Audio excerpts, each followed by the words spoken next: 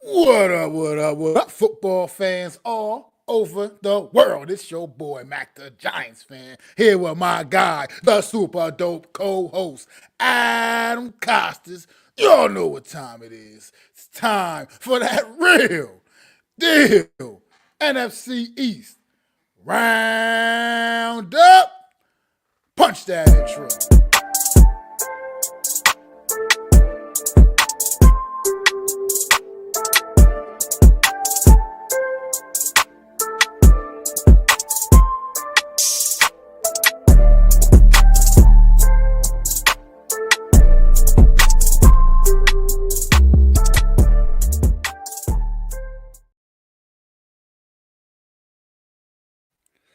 What is going on, everybody? Thank you for tuning in to another edition of the Real Deal NFC East Roundup.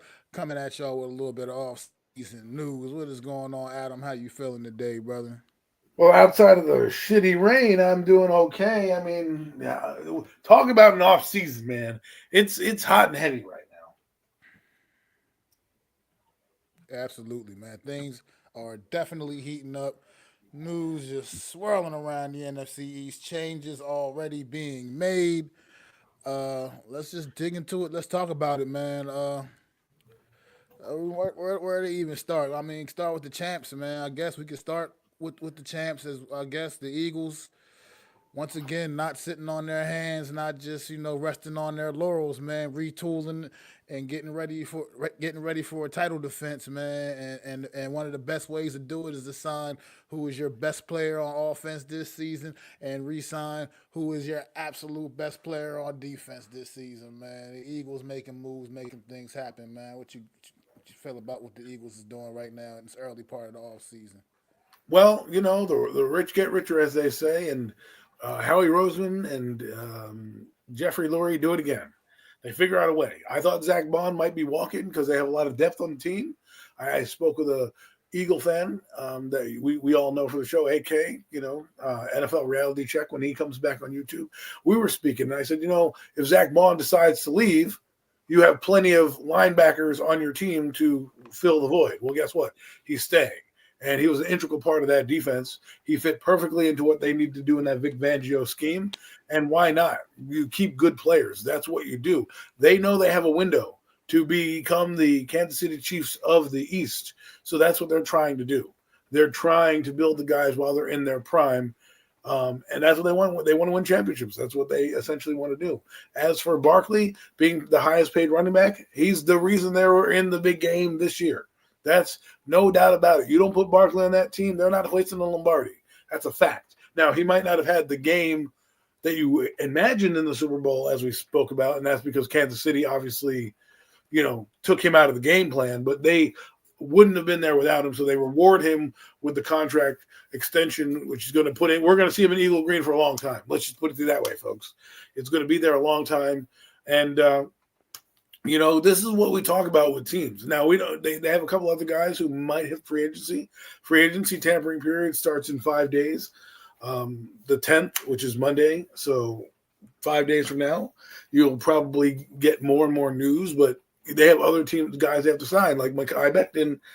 But getting these two leaders signed does a few things. One, it allows for other people to be like, we can get paid here. Two, you're building a core of guys that you brought in, whether they're homegrown or not, that you can do this the right way. You brought in a guy as a free agent on a 1-year deal. This is what a 1-year prove-it deal is. You prove that you can play, you get paid.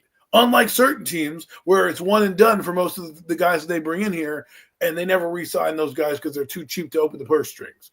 Winning teams stay winning because they understand what the assignment is. Barkley goes on to have one of the best seasons of his career, one of the best in the NFL, in NFL history, and he gets paid like that. And guess what? He's going to be here with that core of Jalen Hurst, Devontae Smith. We don't know where A.J. Brown may end up. He may end up the casualty in all this.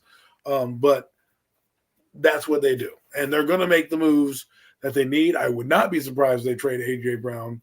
That's something that's being bandied around in the Twitter spaces as well, in the circles, where getting rid of him. So, but we're talking about Bond and Barkley, the two Bs, they got them done. And that's what they need to do. And that's what you do when you're a good team. You lock your good players up long term, which is kind of funny when you think about it, that they have 2 free agents that they're locking up, 2 free agent guys. They didn't draft those guys. It's not like they're, signing Devontae Smith or something like that. They're signing 2 guys from the outside. One, Barkley, who was already on a deal, but they extend him long term. And now Zach Bond, who they got for basically cheap and is going to be here for the next 3 years. So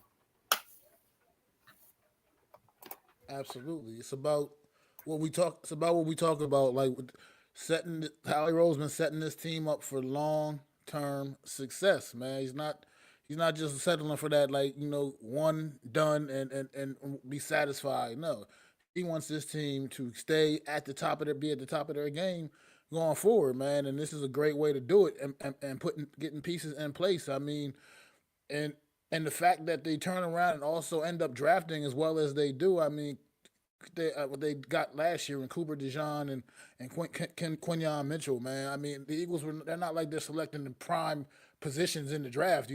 They're selecting in the back end of each and every round pretty much, and they're still able to acquire the kind of talent that they're able to get and get their hands on them and just continue to just develop and mold these guys. And man, and this team is just stays a juggernaut. And right now, just this right here, being able to re-sign Zach Bond, that's just big time. I mean, this guy could have went somewhere and maybe commanded even more money than what the Eagles gave him. But at the end of the day, still a pretty good deal for him, and he gets to still be part of what looks like they're going to be a winning franchise. You said something that is key in all of this was AJ Brown could be a casualty in all this. At the end of the day, there's always going to be some casualties, and for what it's worth, if they had to sacrifice a guy like AJ Brown, at the end of the day, you think about the fact that it's a position that you can probably find somebody. You're not going to necessarily find somebody that's going to give you AJ Brown production necessarily, but at the end of the day, once again, you can plug a piece in there and still probably get some good production out of there. And I hear a couple guys are on the it's the market. way you go about things. A couple guys, man, popping up, man. Things definitely changing on the market, like you said. Tyler Lockett being released by the Seahawks. You got DK Metcalf now requesting trades. It's all kinds of. I mean, things. There's always ways to figure things out, and the Eagles seem to figure things out, man. Roster management with this football team is second to none in the league. I believe this Eagles football team is really put together quite well. Howie Roseman has done a tremendous job with putting all the right pieces in place on this football team, and they're just going to be something. They're going to be a force to be reckoned with for years to come, Well, man. They just continue at this rate. I mean, they're showing the league how it needs to be done, and just it's just a matter of a matter of time for you're going to see a little bit more of this. I think league wide, man. Some teams are going to start paying attention and figuring it out. And the light bulb's going to go well, on for other franchises as well, I believe. So you said something interesting because uh, I was thinking about why aren't more personnel people being plucked from the Eagles? Not their coaches, but the personnel. Right? I'm like, Brandon Brown's from the Eagles. I'm surprised he's not getting more burn in terms of jobs because Harry Roseman is there. He did fail early on in his tenure, and then he rose. He got smarter, learned from mistakes, and has become a whiz. And now takes chances on guys with certain players, that are cast off, like Mekhi Becton and Zach Bond. absolutely, man. I mean, like I said, it's just a matter of them just figuring. Like I said, they just seem to have it down to a science right now, man. And they're showing the league how it needs to be done. And right now, they're going to go into next season probably the clear cut favorites to repeat as the way things are rolling right now, man. This Philadelphia Eagle team really making splash today with re-signing the Zach Vaughn. And just to move couple days ago, extending Saquon Barkley, making sure they definitely hang on to this guy and that he won't be walking out that door in another year. They're gonna make sure they keep him around. I mean, that's just what good teams do, man. They know they hang on to their stars and they know, and they're gonna continue to get that production, that great production out of these guys. So Eagles right now already making splashes, making waves in the offseason, the early part of the offseason, and we're still in the early infantile stages of this offseason. And the Eagles already making impactful moves, going to continue to sustain the success that they've been having.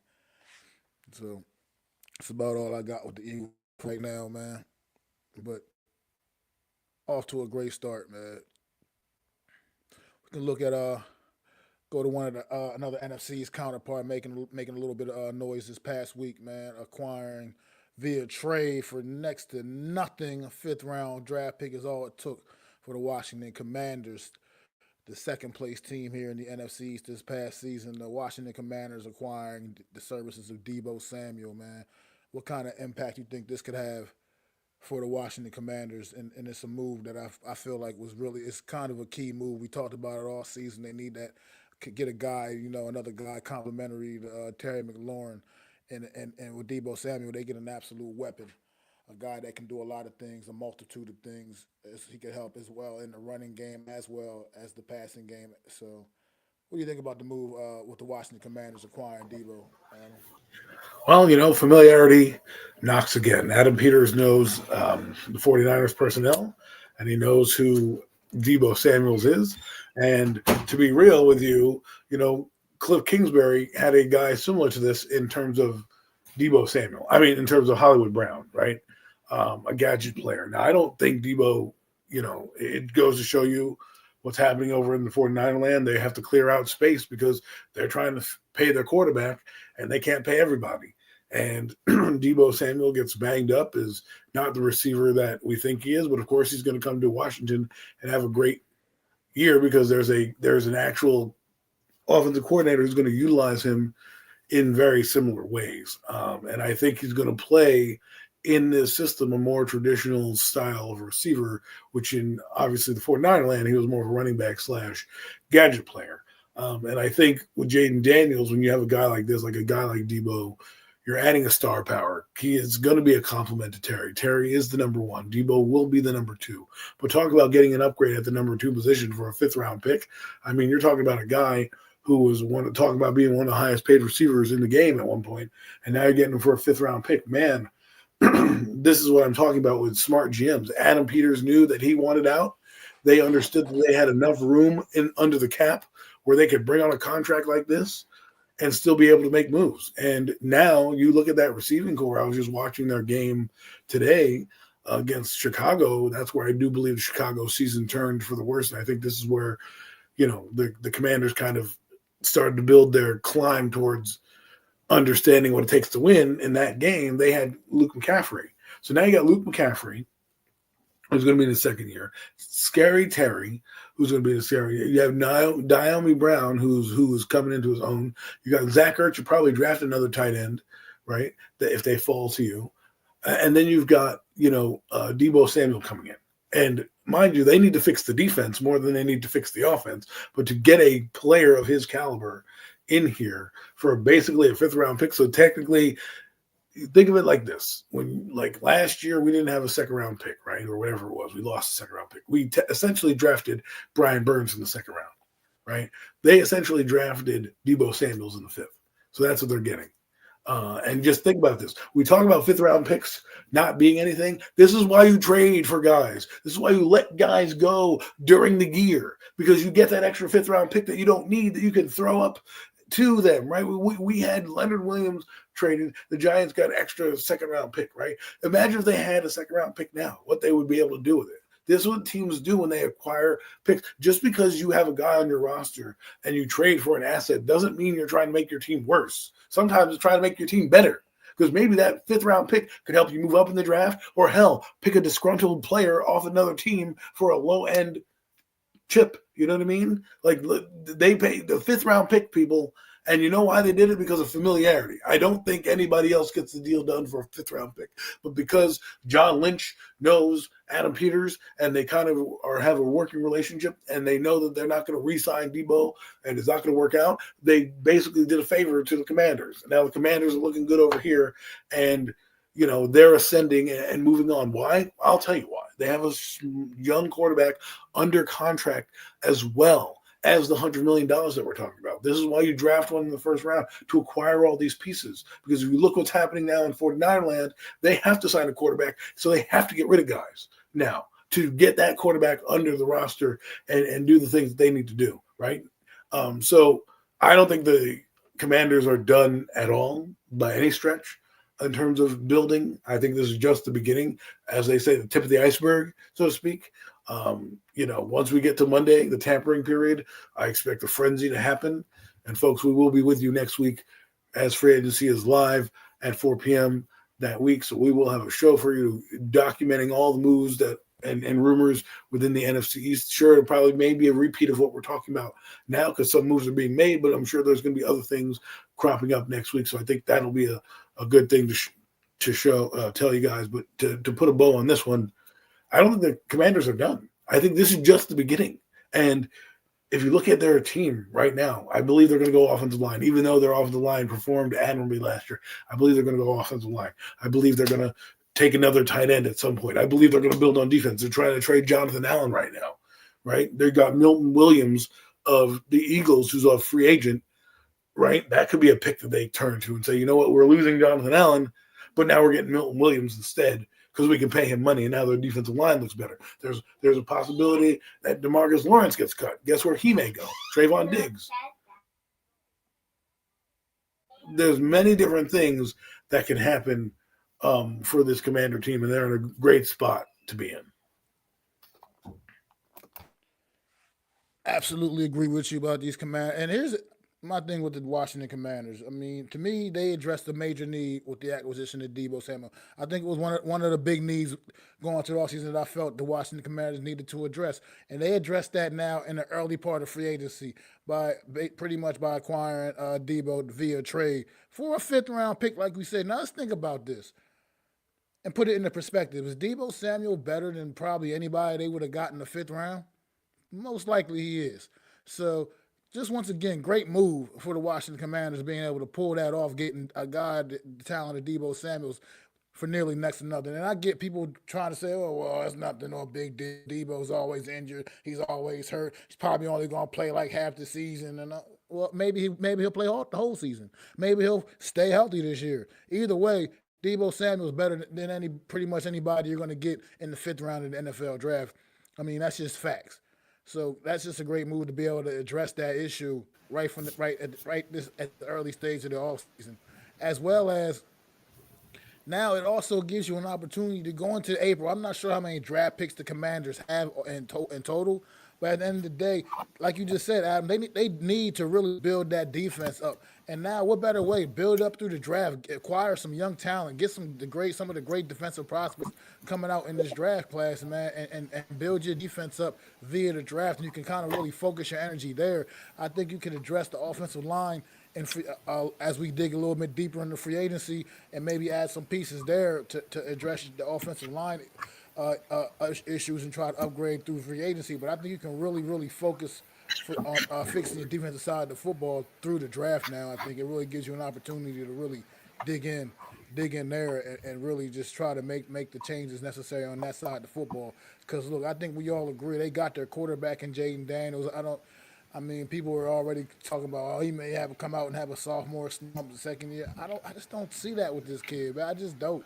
Nothing to me indicated to me that kid is going to come out and just all of a sudden it's going to be a down year, and the second year is going to be a slump. People are going to catch up to him, figuring him out. I just saw a guy that just looked ready out there as a rookie this year, man. And I just seen a guy that I think is really special. So Washington has that. I think they have their guy in that, and I think they're already heading in the right direction in this offseason. And we also talked about this many times. People are going to want to be a part of what Washington's got going on. People are going to want to go there. They're going to be an attractive landing spot all of a sudden now. It's not like people are going to be shying away, expecting to go there and get overpaid to be a part of them. They're no longer that shit show that they used to be. This team is definitely heading in the right direction, and this team seems like they're getting tooled up and ready. They know what they have to compete within this division with the Philadelphia Eagles. I mean, and you still can't look past the Dallas Cowboys either, man. The Dallas Cowboys had a down year this past year, but you can't look past that team either. I mean, they're going to always still have something to say when it all comes down to it. So I think this Washington team is right now off to a great start in this offseason. The Commanders, just looking up their picks. So they have a first rounder, 29th.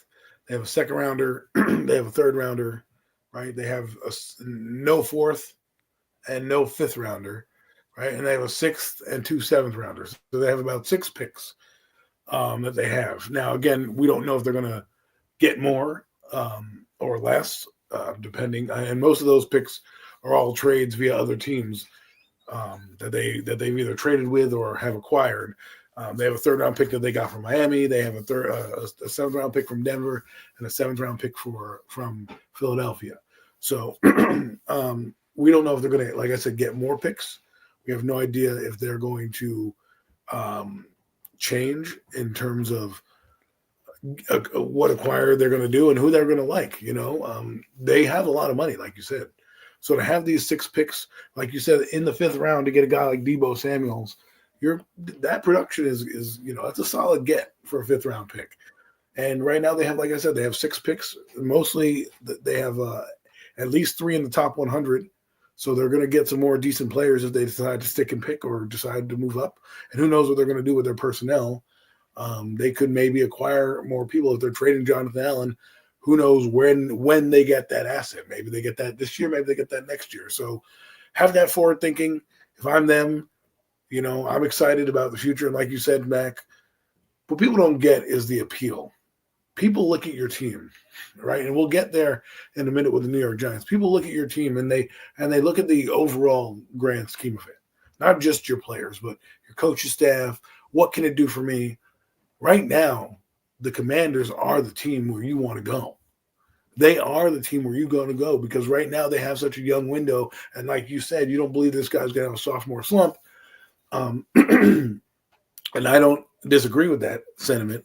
However, let's just say, regardless of that, people like the allure. They like the sexy flavor that the Commanders are right now. And if they start to put it together, because now they're well run with their ownership group, not meddling, their GM doing GM things, their coach doing coach things, and their players doing player things, it works in harmony. And now you see what a quarterback does to your franchise. And a lot of these teams who have young quarterbacks, what it means right now in this offseason for them. And this is going to be a big one. They won, 12 games and were a wild card team, or 11 games, something like that. And they were a wild card team. And now that's when you look at them and you go, okay, look at this roster. It still has a lot of holes, right? But now they're still going to keep building for the future. They're not just going to keep building to win a Super Bowl now. They're trying to build up and stay relevant because that's how you win championships, is by staying relevant, being in the mix every year and understanding where you are. You don't go on a heater like they go and then say, you know what? We're going to re-sign a guy that's never done anything before, or we're going to misevaluate the roster and try to go for it now. They don't need to do that. They've made moves with this quarterback where they don't have to worry about things. They know they have the guy. They don't have to prove to this guy. They don't have to worry about him. And, oh, by the way, they don't have to sign him for another couple of years. So right now, you're going to see them next year. I think they're going to gear up and they're going to be just as formidable. But I think you're going to see in 2027 is when they're going to try to make their big pitch, right? To try to really go there. You went to the divisional round. You ended up in the championship game. Now you got to see if you can beat the Eagles. And once you start to beat them, that's when the talk becomes, oh, this team can represent in the NFC. And who knows? Maybe he does. All I know is I hate being a Giant fan right now because I have to deal with this guy for the next decade. That's facts. That's facts. What's going on, Miz? Thanks for popping in. Always appreciate you, man. Much love to the Biz, man. But yeah, man, Adam, that's everything right there, man. Like this is just another what we've been obviously dealing with the Eagles, man. The monster that's been the Eagles, and now we got like another up and coming monster. It looks like in this Washington Commander football team. I mean, Obviously, we'll see how things go. A lot of things can go. Things can go left real easily in this league, man. But we'll see what happens with this. Right now, this Washington Commander team is off to a great start once again to this offseason. Just to touch on that real quick, though. Just touch on that. We know that everything can go to the left or whatever, to the right, or blow up, right? We know that. But it's the point is that it's the optimism that they have right now. The optimism of like, wow, we can really do something. Let's keep building around this. Like, look what they did. They're bringing in Deebo Samuel. They know that they have a quarterback now, so they're bringing in weapons for him. right? They drafted Luke McCaffrey. Like, it's exciting if you're a fan because you've got the hardest part of the equation out of the way. And now you can kind of focus on being the team. And if your coach is good, who, let's be honest, Dan Quinn is no slouch. He's been a solid coach. You know, he's a solid coach. And he's going to be able to, you know, he's not past success. He's been with the Seattle Seahawks, who won a Super Bowl. He brought an Atlanta team that had far less, you know, hype about them to a Super Bowl. Obviously, they lost. But then, and now he's brought a team to the NFC Championship game. Where he goes, they win. And programs sustain winning, right? And they have that foundation that we talk about that we need. And like you said, is the destination, right? So keep that in mind when you're talking about things. What is making them the destination? They probably would still have been the destination regardless because of if they didn't win, but because of what they did and blew up the expectations even more. Now they can really gear up and build a team that's going to be formidable. Like, I know Miz said that the Eagles are the best run franchise in the NFL. They are pretty good, but the Commanders can end up following in their footsteps by just understanding the market and you know, making the right decisions when they need to be made and the hard decisions. And now they're going to have people banging down. You know, you got receivers all over the place, and we'll get to this in a minute because I'm about to go on a rant. But look at them making moves. Look at what they're doing. They're doing it because it's smart. They understand what they can do. They're acquiring pieces for cheap.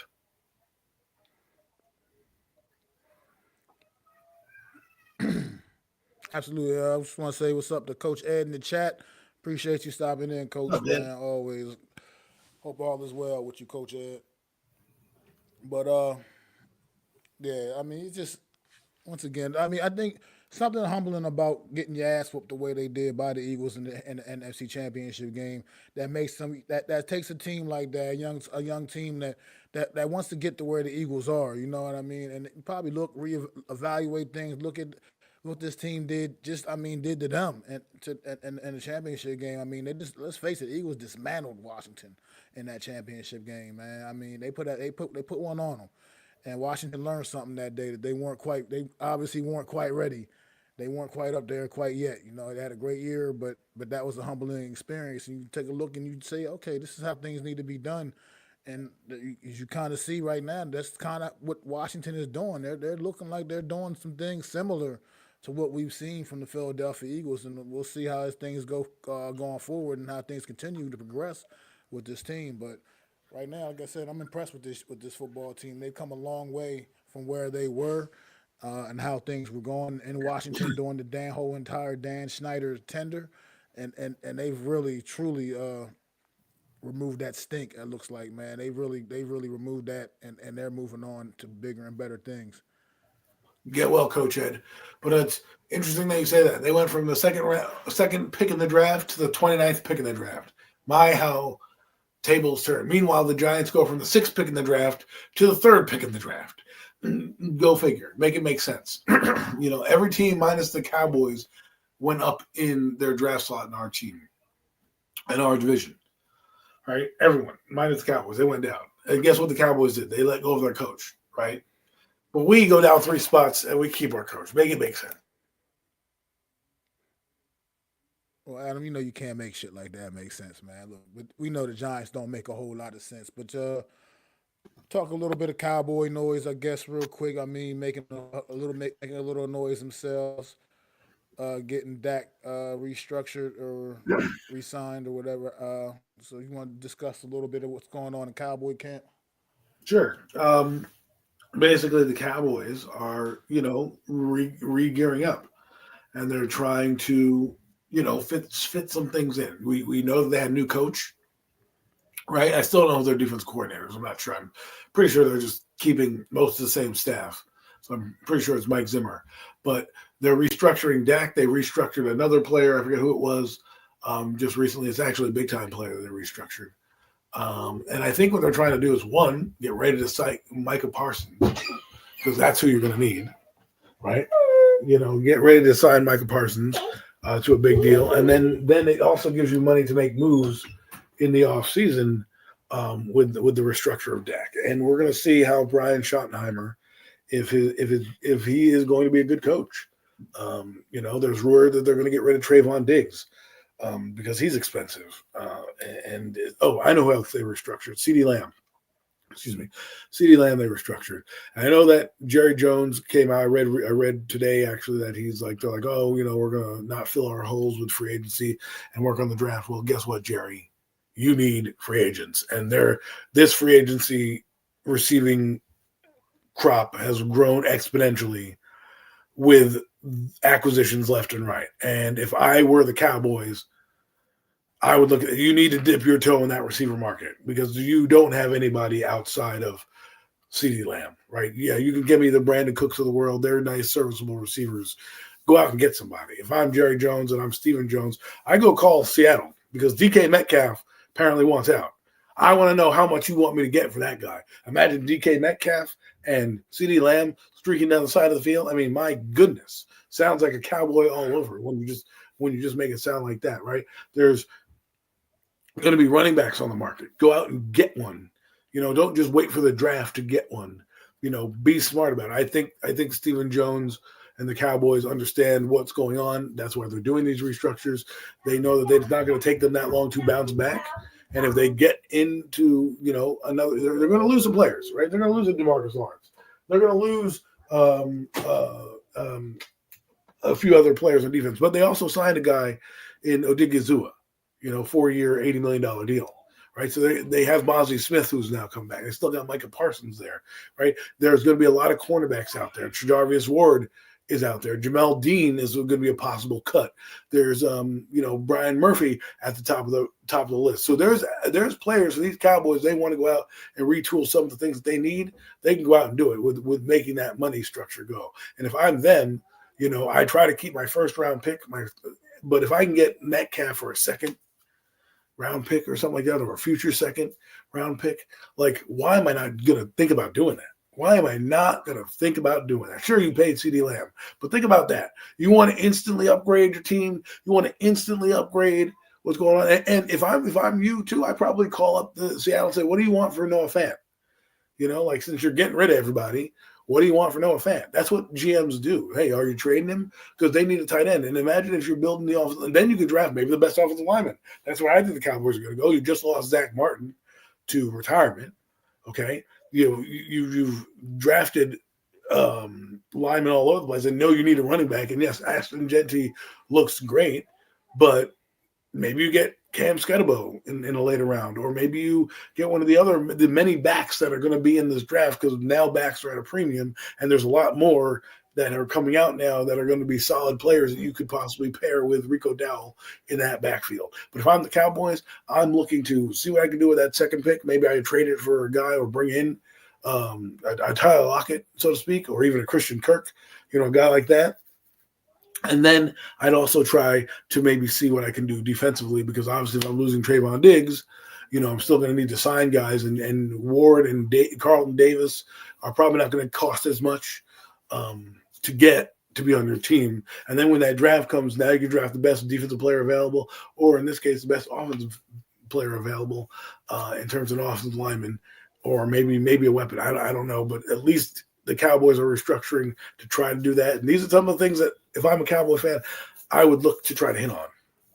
What's up, No Mets? What is going on, my guy in the chat? No Mets, no Mets, no Jets.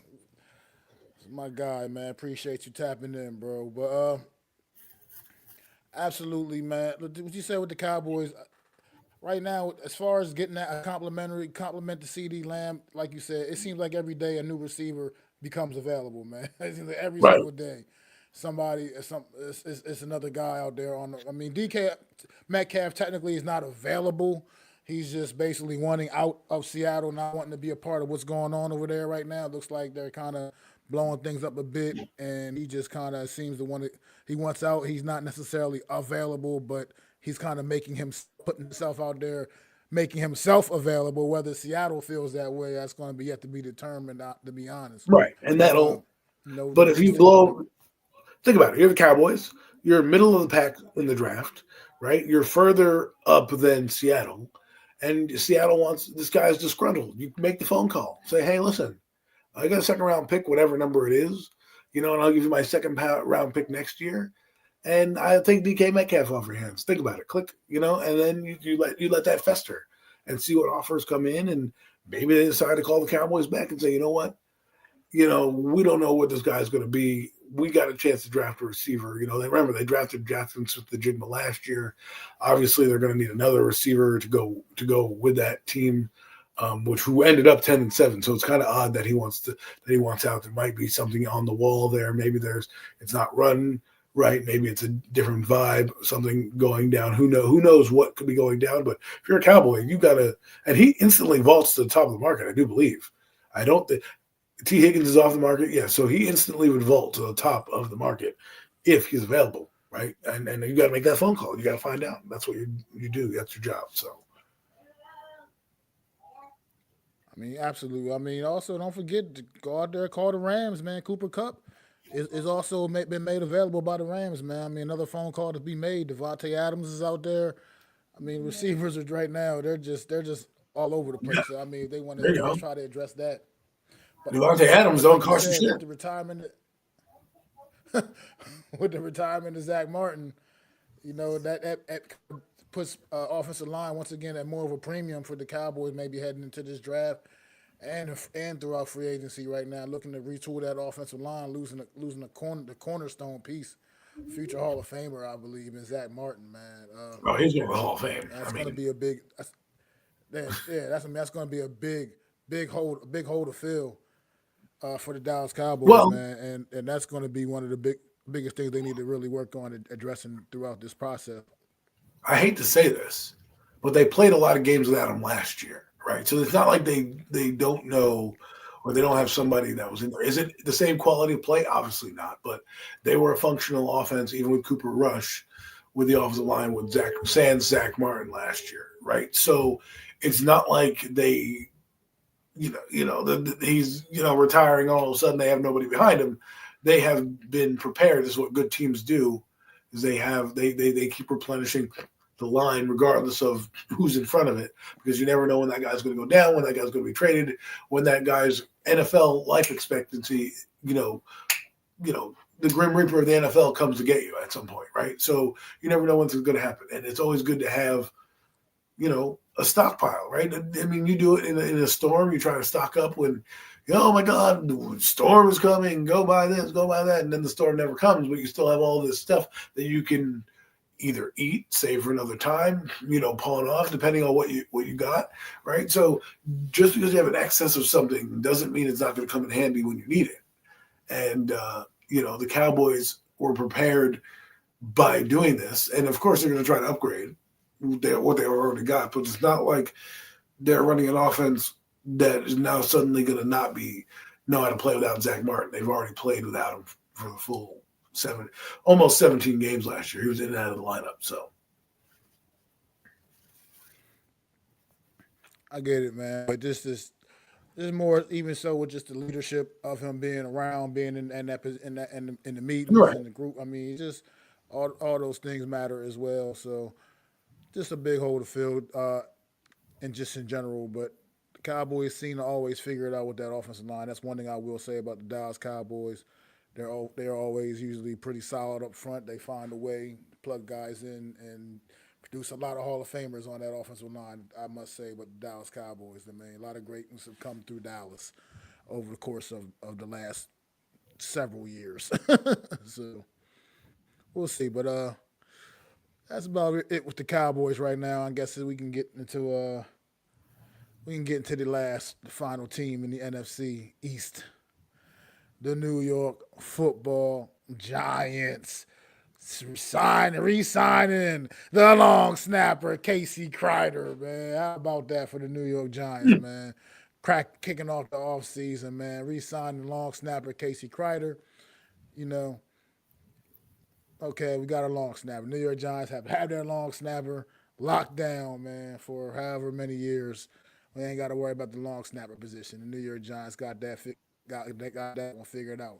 But quarterbacks, let's just jump right to the quarterback situation because I feel like we can't talk about the Giants without talking about quarterbacks, man. Uh, I don't know how much of the combine you were able to catch and what you were able to see or what you saw from some of these young guys, but what do you think about some of the guys you saw out there at the quarterback position and how they could potentially fit in with the New York Giants?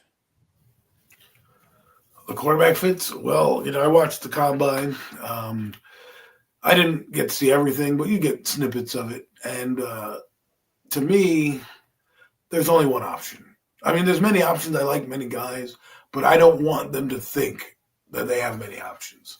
Because when you start to do that and you're a Giant fan, you're going to get caught in the weeds. Did I like Jackson Dart? Yes. I thought his stock rose immensely. I think Milroe looked decent. Okay. Now, am I saying do I want Milroe? No, but well, we'll get to him in a minute. No Mets. You have Tyler Shuck, Tyler Shuck, whatever the hell his name is.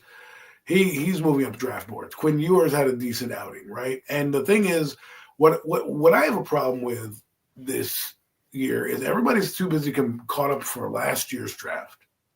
Oh, well, they're not as good as last year and blah, blah, blah.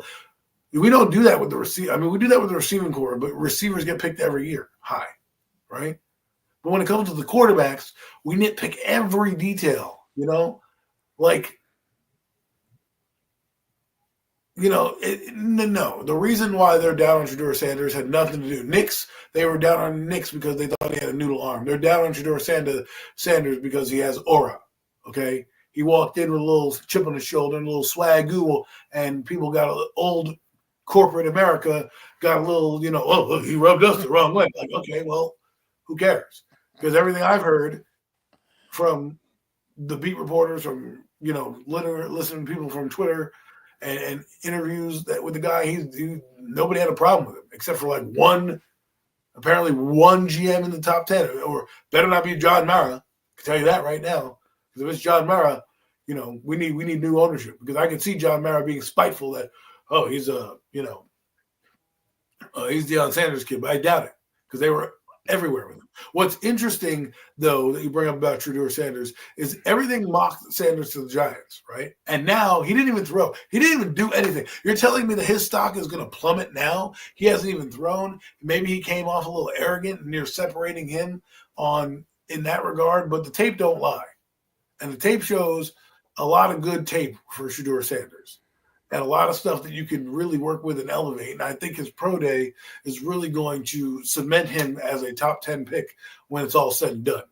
Okay. And he goes back there and he re-interviews and he runs his 40 or does whatever the hell they need him to do out there. That's going to change him. He didn't throw at the combine. He didn't throw at the Shrine Bowl. He hasn't thrown, right? But he does work out. You see him constantly working out.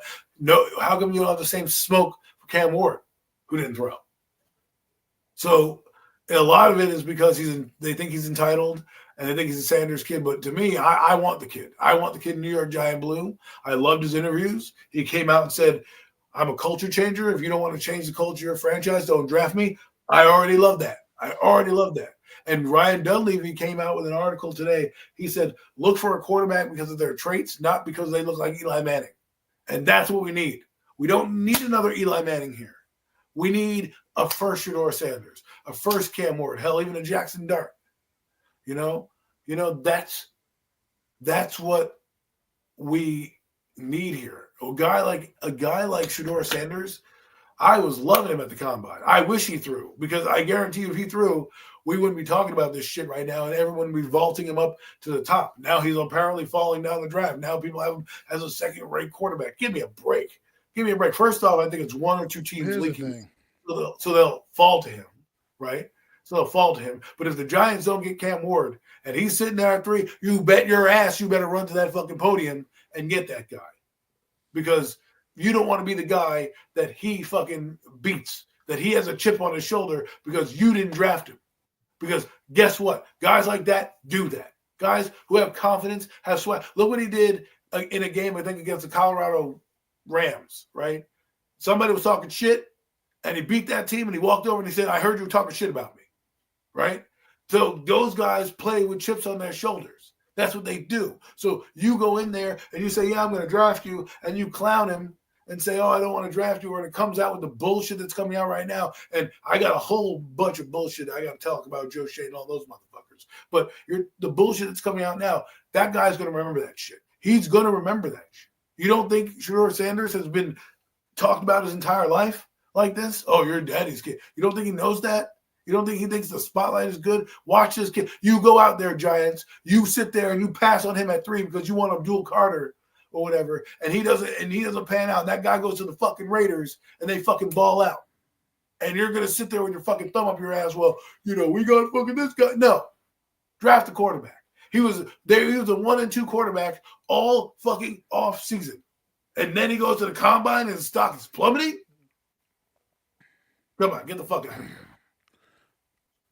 Well, look, here's the thing with Shedeur Sanders, and people that are even remotely using the he didn't or she would have thrown at the combine. What you need to see Shedeur Sanders throw? I mean, let's face it, he's the best pure passer coming out in this quarterback draft class. And I mean, I think we can say that with confidence as far as from a pure passing standpoint. Look what this kid did in games with pressure in his face.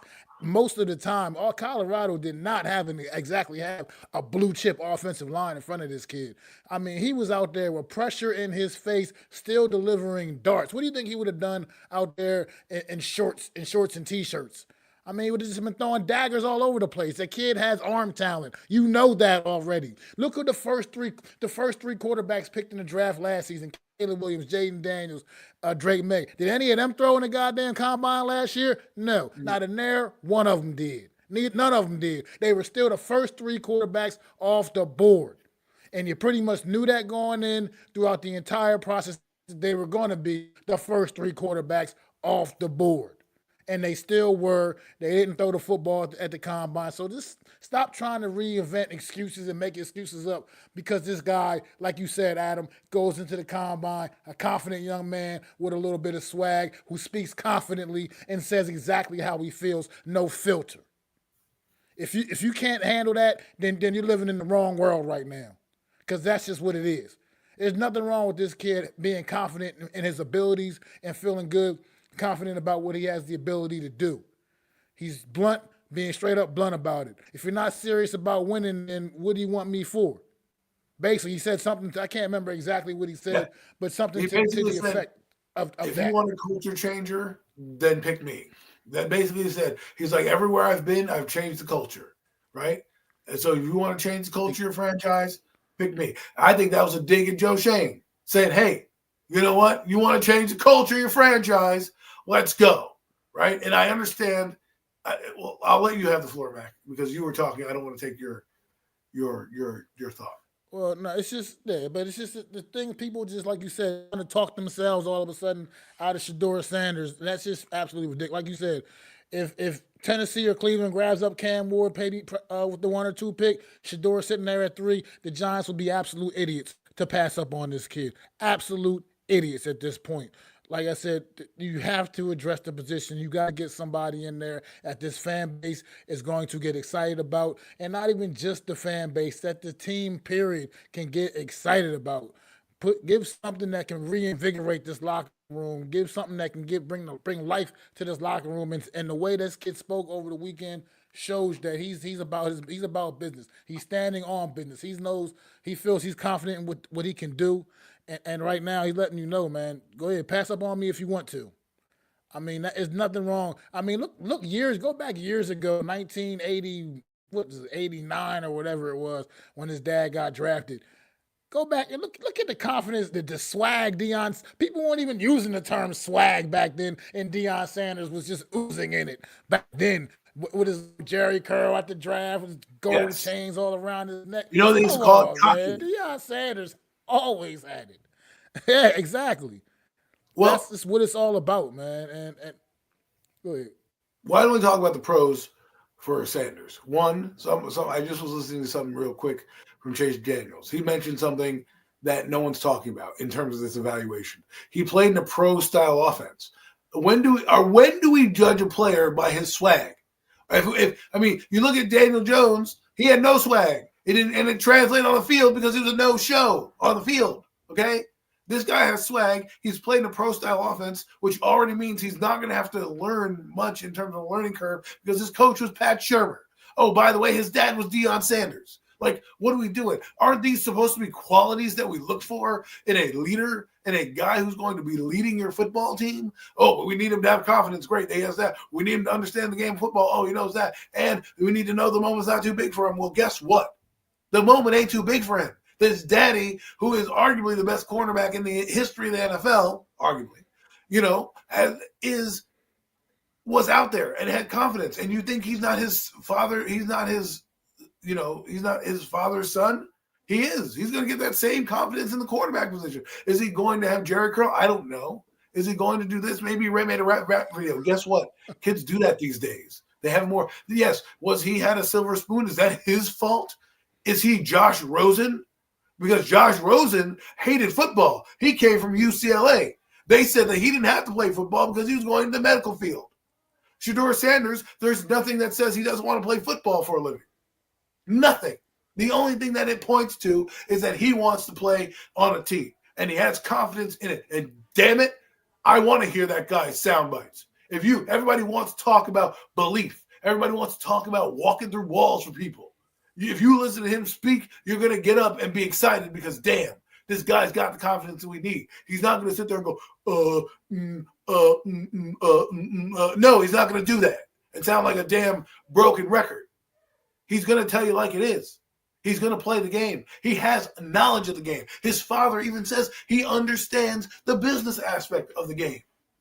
So you've got the entire package, and we're sitting here getting mad at him because he didn't throw at the combine. We're getting mad at him because what? He went there, and maybe he went there and had a different agenda, right? Maybe he was a little too loose with it because he didn't want to go to the combine anyways because he didn't do anything because he knew he wasn't going to do anything. Hell, the guy's not even attending the fucking draft, right? People hate that shit, okay? They hate that shit because he's different than the norm. And this is the exact guy I want my football team because I need a shakeup. I need a monumental shakeup. I need a guy that's going to come in here and have experience at the quarterback position, who's done it at different programs. He elevated Jackson State. You wouldn't know what Jackson State was without Shedeur Sanders. And then his dad's like, yo, I got a new job in Colorado. You want to come with me? Sure. And he put the Colorado Buffaloes, who were fucking garbage for the last decade, back on the map. Who everybody hated Deion's swagger, and look where it got him. Now they're in the playoffs. Now people are knocking down Colorado's door to go play in that program. Why? Because of the confidence in his dad. And you're trying to tell me that those are dumb and bad things to have on your resume? Give me a break. If this is the NFL, then we need to open our fucking eyes because he's getting taught by a Hall of Famer. I'm tired of this shit. I'm tired of us pinpointing this kid and nitpicking him and saying he's not going to be good because somebody in a suit doesn't like the aura that he walks around with. Okay? The guy understands the game. Listen to his interviews. He understands what to say, how to articulate it, what to do, because he knows that off-field issues can get you into trouble. He don't deal with the girls. They don't dabble with the fast pace. He's out there competing with Cam Ward. They're fighting with each other on the damn practice field because that's how competitive they are. But no, we want to say, oh, well, it's a silver spoon. And act like just because his Deion Sanders is his daddy that he has no edge to him. It's over for that. I'm tired of it. That's right. Let's talk about some other quarterback stuff, man. Obviously, as we know, Matthew Stafford is now off the table. Thank you, Lord. We can move on from that saga. But yet another one on the board here. Another one. The Aaron Rodgers talk has now begun. And now we have a lot of New York Giant faithful feeling like Aaron Rodgers is some kind of a solution right now. And the same way I didn't want any parts of 37-year-old Matthew Stafford, I don't really want any parts of 40-year-old Aaron Rodgers, man. I just don't. Once again, this is more of a Band-Aid than a bridge, in my opinion. This is just you bringing in a guy who I believe still doesn't fully understand that he is now a 40-year-old quarterback in this league, man. He's not the multiple-time MVP that he once was in Green Bay. He's just not. I mean, he's still a good quarterback. Don't get it twisted. I'm not saying Aaron Rodgers isn't capable of getting things accomplished and still doing. really good things in this league, but he's not the same guy he was. He's now the 40-year-old version of himself, who's good, better than most, but he's no longer that guy anymore. And I think he still kind of thinks of himself as that guy. And I feel like that's what makes him not the piece right now the New York Giants need to go after. I think it's to me, it's just once again it's more of a mercenary type of a move. I hope we get the best. I hope we get the best out of this, but we know it's not really going to be here to last. But we just want to, have a good year or have a good year on get another good year under our belt, and then have to try to figure it out again. I mean, I just don't want and also just the drama that comes with Aaron Rodgers. People talking about Shador Sanders. Aaron Rodgers is absolute, just always something with Aaron Rodgers, drama and everything else extra, other than just the football stuff, man. So I absolutely don't want it. I don't know how you feel about Aaron Rodgers, Adam, but I know I don't really want any parts, man. Well, I'm not. I don't want Aaron Rodgers. Let me be clear with that right now. I think it's a dumb move to get Aaron Rodgers with all the things that come with it. However, if you want to look at the Giants might look at it like this, right? This has been bandied about on the Twitter Spaces as well. It's been like Aaron Rodgers. He's going to want to prove that he wasn't that washed up guy with the Jets, right? So you're probably going to get a guy who's a bit edgier. You're probably going to get a guy who, is going to want to, start the whole time, right? And give you a little relevancy at the quarterback position. I mean, he had, 3,500 yards, 35 plus 100 yards, 28 touchdowns. I mean, the Giant fan would kill to have a fucking stat line like that. But it's the other things that come with Aaron Rodgers that you want to deal with, right? It's the podcast, it's the talking. To me, I don't really care about really any of it. If you're going to get me Aaron Rodgers, and this doesn't preclude you from drafting a quarterback at all, but knowing the Giants, they do stupid shit. But getting a 41-year-old is not a smart move unless it's a one-year deal. You have a rookie behind there, and his goals are going to align with yours, because this is what you don't want to happen. What you don't want to happen is he gets injured and you have nobody backing him up, right? And then you got an albatross of a guy. To me, I don't think he should come here. This is not a team that you should try to go out in. You should try to go to a better situation like the Raiders. That's a better situation to go. You have a head coach who's a Hall of Famer. You have, innovative offensive players. You have a defense, obviously an owner that's going to spend owners that are going to spend money. Remember, Tom Brady's part of that group as well. And you got an older quarterback who's looking for a splash, and Aaron Rodgers could help elevate that team and let them be flexible at the quarterback position. And if they decide to, let's say, Shador Sanders, because I don't know, Joe Shane's dumbass and he doesn't trade up, he stays and sticks and picks and doesn't pick Shador, he's not falling past the Raiders. Okay, he's just not. The Raiders will pick him up, and they will have Aaron Rodgers and a mentor. Do I think the Giants need to do it? No. Do I think the Giants need to be smart? I do. But here's the thing. The thing that alarms me about the Giants is you're going after Matthew Stafford. Granted, Matthew Stafford is fucking phenomenal, right? Great player. Love him. But for the amount you're going to pay him, 2 years, $100 million, what are you thinking? I get it. To be what? We looked at our schedule, Mac. I don't believe this team's a playoff team by any stretch. So, and I don't know if you do, but that's just my sentiment. I don't think you're doing that much. Matthew Stafford, you're flirting with an 8-9 record. We talked about it. You've got to win 9 games if you get a guy like Matthew Stafford. That's the barometer. That's the lowest. That's what Tampa Bay won. They won 9 games. I'm just using that as this to get to the playoffs, because I do believe they're going to change the format at some point. And make it by your record, and you win by the division. But right now, you got to win 9 games. I get it. No mess. They're desperate. But at the same time, desperation doesn't mean let me go get the oldest fucking quarterback and go do it. Matthew Stafford used this as a pawn. I wouldn't be surprised if Aaron Rodgers is doing the same. Because, again, why would I want to come here if I'm Aaron Rodgers to get the shit kicked out of me? because that's all you're going to get. I mean, we have a decent offensive line, and he'll be fun to watch with elite neighbors and stuff. But you're not. That doesn't make me an instant playoff team. And if I'm going to shell out money to Stafford like that, or going to have to pay big money to Aaron Rodgers, I need playoffs. Now, the third guy on the list, who also is 37, but I'd rather spend money on, is Russell Wilson, because Russell Wilson has already been here. He's going to be easily benched if they get a quarterback in this draft, which they've already said they're going to be looking for one. So that's probably rounds 1 to 3 in this draft. If you get anybody less, don't even. You can miss me with that shit. But at least rounds 1 to 3, you need a quarterback. So let's say this guy comes in. You're not benching Aaron Rodgers. That's for sure. You can't do that. He's not going to come in here and be like, yeah, let me be benched. He's not going to do that. He's got too much pride. He's going to say I'm a whole. Whether you like Russell Wilson or not, Russell Wilson can be allowed to be benched, right? He's already been benched. He's been pulled. He's been moved around, right?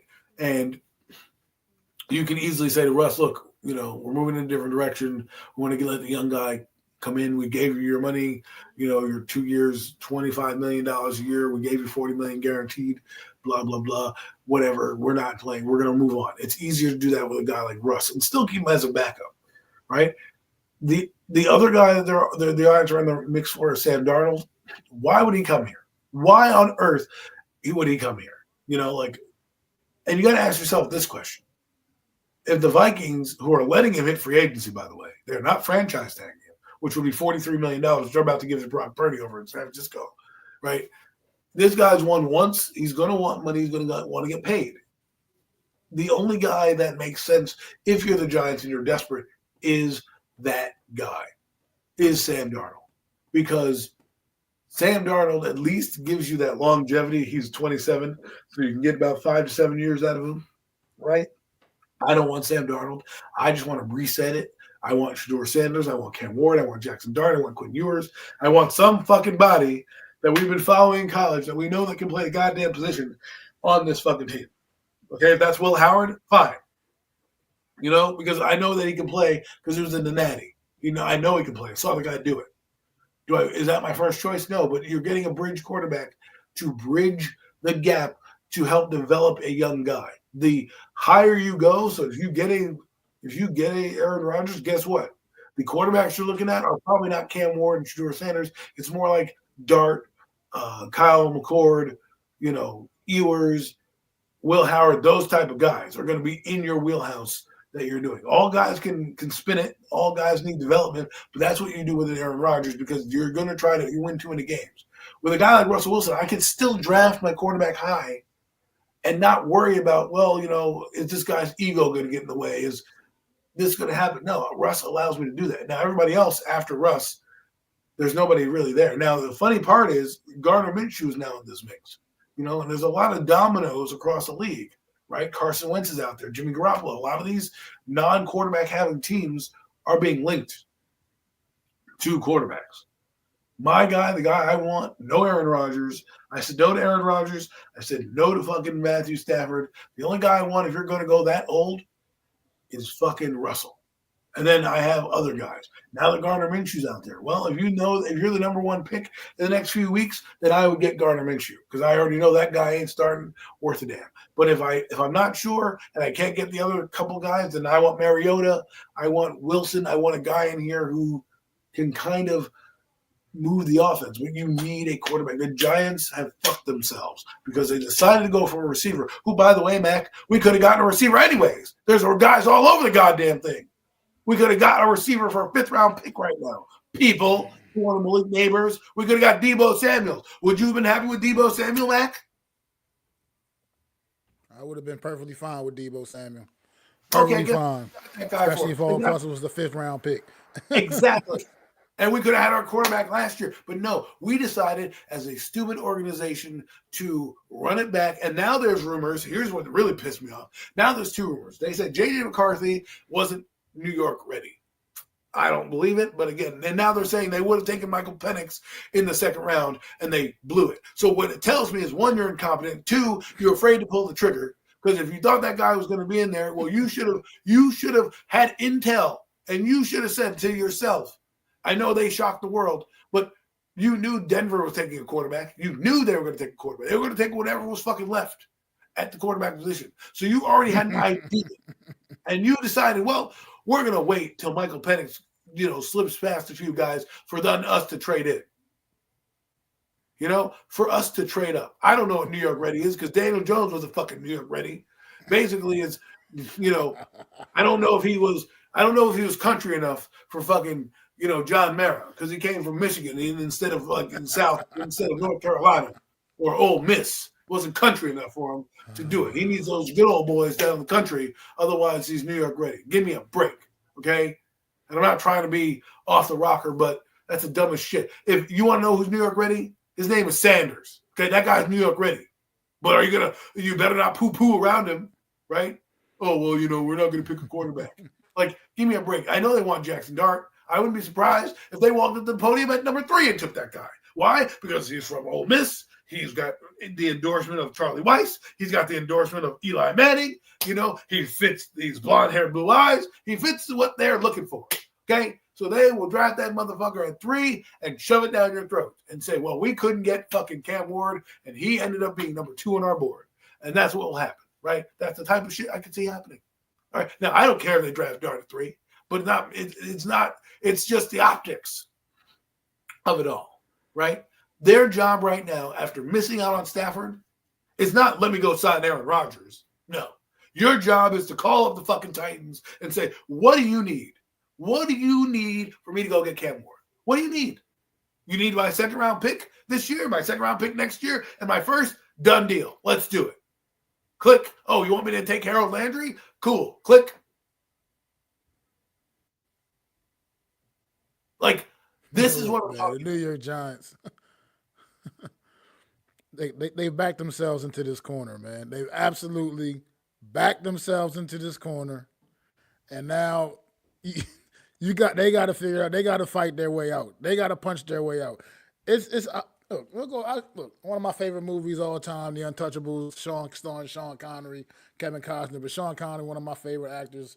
God rest his soul, man. Sean Connery, man. At the point in that movie when he got absolutely blasted by Frank Nitti, killed him, laid him out, and had him in his last dying words, looking up at Elliot Ness, who was played by Kevin Costner in that film, looking up at him. Last dying words. What are you prepared to do? That's what I'm saying to the New York Giants. What are you prepared to do? You backed yourself into a corner. The quarterback room has been atrocious. You have to address it. You have to address it aggressively. But you still got to be smart about the decisions you are making. You need to set this team up for long-term success. Once again, there's no shame in if you draft a guy, it doesn't work out, and you got to try it again. There's no shame in going back to the drawing board. But you got to take a swing. The fact that in the time frame you've drafted Daniel Jones, you haven't drafted one other quarterback in that entire time frame, that is shameful. That is shameful. Daniel Jones has prevented the New York Giants from drafting any quarterback in the last 6 years. Daniel fucking Jones prevented that? You got to be kidding me. Put yourselves in a hole. Right now, there are technically no quarterbacks signed to the New York Giants right now. None. Technically none. Go to Wikipedia. Look it up. You'll see it. Just an empty quarterback room right now. What are you prepared to do, New York Giants? What are you prepared to do, man? You got to do something. Like I said, we've been talking about the high-end guys. The guys on the higher end of the quarterback scale going to April. Like I said, I'm definitely all about grabbing a couple of guys out of this draft, getting Cam or Shador day one, hopefully, and then I'm all about a couple of guys that might be around on day 3. Some guys did have some good combines, might have moved the draft board a little bit, but they might be around. The kid, I'm not good with names, so forgive me, but the kids, like the kid from Missouri, really spun the ball well on Saturday. Oh, Brady Cook. Yeah, Brady Cook, absolutely. He spun the ball really well. He's a guy that I would think could be around, maybe a day 3 guy, potentially the Giants could also look at later on the back end draft. I mean, you got to get some competition into that room and Yes, get some I young believe so. guys and start trying to really build this thing up, man.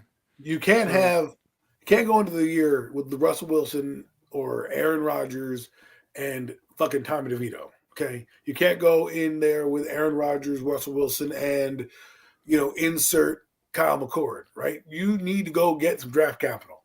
The Titans have let you know that they want to get a pick. If you need to give up the 2026 first and your second round pick this year and the first this year, you do that shit. We're talking about we're talking about 3 picks. And we're talking about a quarterback that could change the narrative and the vibe of this franchise. You get Cam Ward or even a Shedeur Sanders in here, I guarantee you the vibe is changing. People are giving that guy time. They're going to say, you gave 6 years to Daniel, well, you better give at least 3 to these motherfuckers. And you see what the fuck they take you. And I'm of the ilk, you get a quarterback. And I'm of the ilk, I'm not trying to spend no money on Aaron Rodgers and all drama. Because what Aaron Rodgers gets done, he gets you fired, right? Shedeur Sanders and Cam Ward, they get you hired. You know why they get you hired? Because if you bring them in after a Russell Wilson type comes in and they look decent, we don't have to win games. They look like they're competent. They can handle an NFL offense. They understand the nuances. They throw for a couple, 300-yard games or something like that, and they look the part. Well, guess what? Next, you save your ass and you save your job. Now, I want to say something about the Giants personnel real quick. When everybody was talking about Matthew Stafford coming over here, they were talking about his stupid brother-in-law, which fine, is great and all.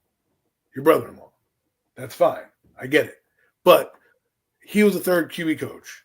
And what that to me tells me is they're trying to draft a quarterback because now you have Brian Dable, Mike Kafka, you have Shea Tierney, who's the QB coach / offensive coordinator or offensive pass game coordinator.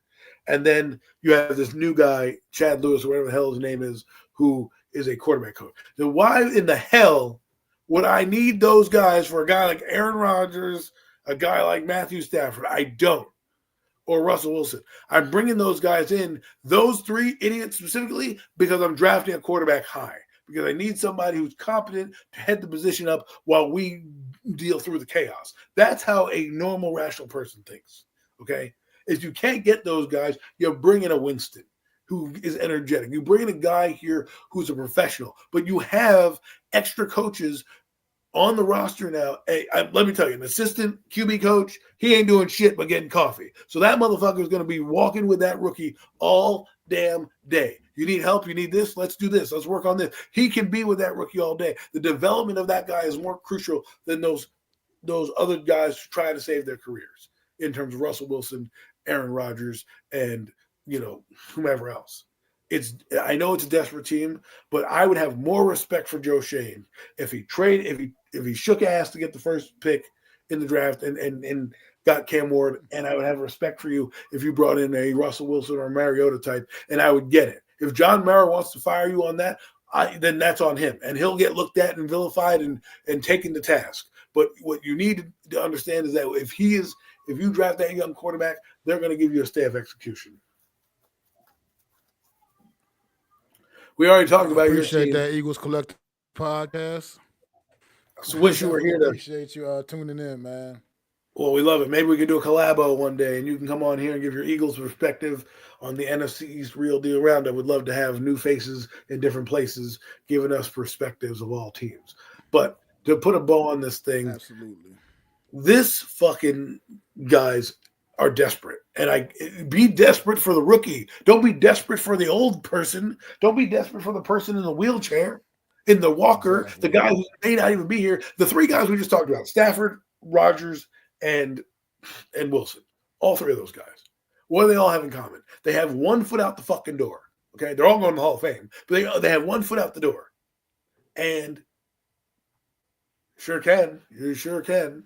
You can either DM us in the space and give us your email, and we can set something up. You can talk to Mac. Mac, do we have an email, or do we have are we on Twitter? Are you on Twitter? If you're on Twitter, you can always reach out on Twitter, man. Mac the Giants, reach out to myself or Adam on Twitter. I'm at Mac the Giants fan, just like you see it up on the screen. Mac the Giants fan. You can find me right on Twitter, right through that, man. Perfect. So Go to Back to reach Giant out, fans or I'll page. reach out to you. DM him if you'd like. We could set something up probably if you want. Maybe we'll do a draft show with you. You can give us your insights on the Eagles. Maybe we'll do we could always do a season preview or something like that. Whatever fits into your time slot. Love to have a guest or two on here to collaborate, and maybe we can collab and figure something out. Maybe we come on to your show and do something. But anyways, that we'll talk business in a little bit. We still got a few more minutes left in the show, but the Giants have to put that energy that you're trying to get in these three guys into getting the first overall pick or into getting Shedeur Sanders. Do more homework on that guy if you need to. Like, figure it out. These two guys are the two consensus top guys for a reason. They have been going in. All of a sudden now their stock is plummeting. The Giants don't have a chance for stock to plummet. You can't have stock plummet. If it's plummeting and that means the Browns don't want to take Sanders, well, guess what? I'm next up. I'll sign him. Sign on dotted line. You can't tell me that you are over there grab assing in Colorado, slapping his hands at practice, slapping his hands at the Combine and the Senior Bowl and the Shrine Bowl and all that shit, dapping him up. He's putting on your shoes, all that shit. Now you're going to throw it away because of that? No, not happening. And then you want to go chase what? Ex-glory? Like, we have to come to the reality that this team is not going to be very good next year. At least I don't think so. I think Max, if you give me a Stafford or a Rodgers, or Stafford's out of the picture, but Rodgers, I'm thinking you're capping out at 7-8 games. And guess what that means? The quarterbacks next year, the ones you're going to try to kick the can down the road for, you're going to be out of reach for. And we're going to be doing the same rigmarole. Put the energy, put the resources, put the money into getting one of these two guys. If that means you have to fly out Shedeur on a 30 visit. Because remember, it doesn't matter if they don't get the first pick. Shedeur Sanders is going to be there. Bring him in. Interview him. Show him the facilities. Work him out at your facilities. Go to his pro day. Make sure you do your due diligence so that if you pass on that motherfucker, that you have every box covered. Because if that guy goes on to another team and does well and you passed on him because he has a chain and you wanted to roll it back with Aaron Rodgers, or you thought Aaron Rodgers' ego was too big, then that's on you. And I'm done talking about this thing. They know what to do. Get it fucking done.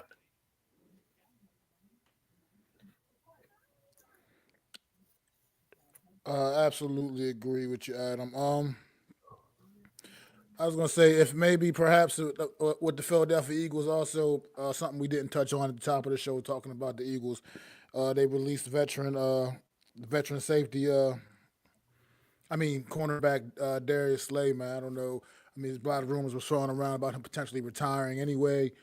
I Any would. potential you see any potential landing spots or fits for Darius Slay if he does decide to come back and play in 2025?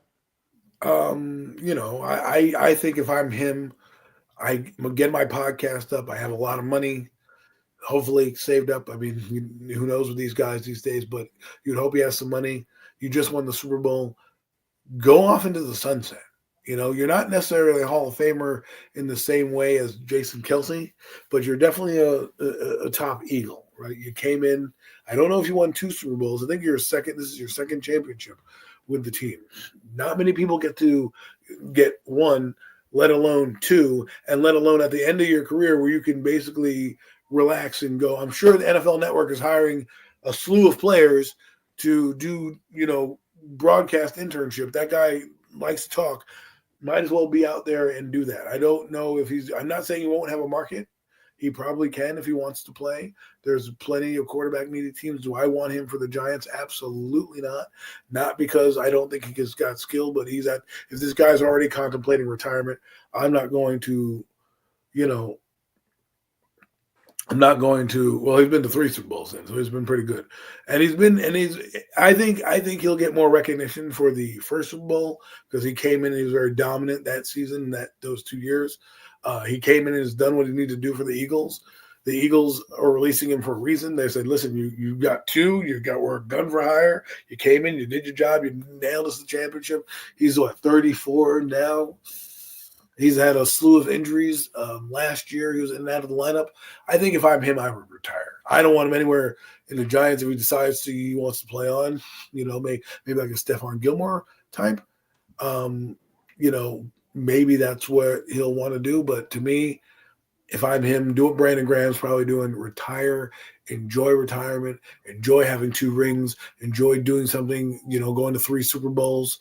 Right? Not many people go to 1, let alone 3. So and enjoy being in the Ring of Honor.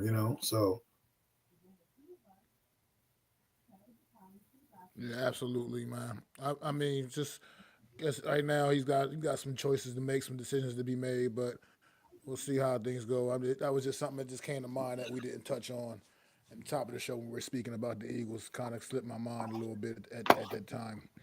We were busy talking about Zach Bond and Saquon Barkley um, contract. So while we have some time left and we were still kind of still on the Giants, I think we should touch on this Bobby Okereke thing because I have, my opinion is I don't really care. Bobby Okereke doesn't fit the defense, so I would get rid of him. I know people like him, but there's a reason why he dropped off. It wasn't because he was bad; it's because he doesn't fit the defense. The guy that I've been banging the table for, um, I mean, I would probably rather get rid of Micah McFadden, but they drafted him, so why are they split? They're split. Who knows why they're split? I have no idea. You know, they're split because it's probably the defensive coordinator saying, "I don't need this guy. I don't need to use this guy," and possibly also they're getting Harold Landry, so they need the number 58. No, I'm just kidding. I'm just kidding. I'm just messing around. But what they might do is they might trade him. I think Bobby Okereke, he's a nice signing. I like Nick Bolton. Give me Nick Bolton. He's 24 years old. He's played in Spagnuolo's defense. He understands, championship level caliber physicality. He's a guy that I want to bring into a locker room that can be a leader, right? Okereke, no offense to him, came from the fucking lowly ass Colts who gave up playing and there was not real leadership there. And he hasn't really been the leader that I expected. He fit Whit Martindale's defense because Whit Martindale loves those sideline to sideline linebackers like a Roquan Smith, running up and down the field that can also blitz and do things like that. Also Patrick Queen, guys like that. That's what Okereke does. Nick Bolton, a little thicker, a little sturdier, more of a downhill runner. If you want to stop the run, that's the guy you want to get. He's going to come in there and light people up. To me, I don't know why they would want to split from him. It doesn't make sense. But this is my opinion. I don't care if Bobby Okereke is here or not. He didn't really stand out last year. Michael McFadden had the same numbers as him, and they pay him far less. So I do believe our linebackers are an extension of the run game, and we were one of the worst run defenses in the league, even when he was on the field. So if that means you want to get rid of him, fine. I think he still has some value. But to me, if they want to split. You know what I'm saying? Like, if you're already thinking about splitting from him, you might as well let him go because those thoughts circulate the locker room. Man, the Giants suck. absolutely agreed. New York Giants gonna have our eyes on you, man. Free agency starts next week, man, and we'll start opening some things up. We'll start seeing how things pan out. We'll start seeing if guys just want to go play for the Giants just because it's New York. I don't think so. I think Giants got way more problems than that, man. And it's gonna be tough trying to persuade some guys, some decent free agents to want to come and be a part of what's going on with the Giants right now. So, Joe Shane, you're gonna have your work cut out for you this offseason trying to build this team back up the right way. And like I said, like we've been saying over and over and over again, it starts with finding your guys and bringing your own guys in here and truly creating an identity here back in New York, an identity this team has not had for far too many years now. He just can't just keep trying to patch things up with the Matthew Staffords or the Aaron Rodgers of the world. It's just not what the answer is right now for this football team. We're not a team in position to just make decisions like that as if we're just that's all we need. Just put Aaron Rodgers here and all our problems are solved. No. Nah, New York Giants have far bigger problems. And they need to address things the right way. You can't just keep thinking we're just going to patch things up. It's just ridiculous at this point that the mentality of this organization, man, how things have gotten the way they've gotten. But we do appreciate everybody for tuning in. Appreciate you guys. stopping in. Mosley, what's going on, man? You good to come in at the tail end, man. Appreciate you stopping in, my guy. No mess, no nets, no jets. Always appreciate you, bro. And the Eagles Collective Podcast. Make sure y'all go and sub up to the Eagles Collective Podcast, man. Go hit that subscribe button for them, man, and go check those guys out, man, over there doing some delivering that Philadelphia Eagle content. We definitely appreciate y'all for tuning in, man. Thank you so much. Adam, like he said, we'll be back next Wednesday, man, talking a lot more free agency talk as that free agency window opens up next week. Make sure y'all go to my channel at MacDaGiantsFan. Hit that subscribe button. Hit that thumbs up. Like the stream. Help continue to help things grow. Make sure y'all go to Adam's channel, Adam Costas, and hit that subscribe button. Hit that like for the stream as well, man. Just continue to keep supporting myself and Adam over here, man. Real deal and doing things with the Real Deal NFC East Roundup, man. We'll be coming with some more of that off-season content, like we said. We'll be back next week for sure. And then we'll just have some things coming at y'all throughout the course of the off season, man. Keeping y'all up to date on everything going down in the NFC East, man. So, I'm your boy, Mac the Giants fan. This is my guy, the super dope co-host, Adam Costas. And we'll be back next week for y'all, man. Once again, another edition of The Real Deal NFC East Roundup Pass. I'd like to thank you all for listening. If you was feeling this, please take time to subscribe and smack them likes. Feel free to drop a comment. Let me know what you think. Don't forget to ring that bell so you know when I'm dropping new content. It's your boy, Mac the Giants Fan. You can find me on Twitter, YouTube, and Facebook at Mac the Giants Fan. That's MacDa Giants Fan.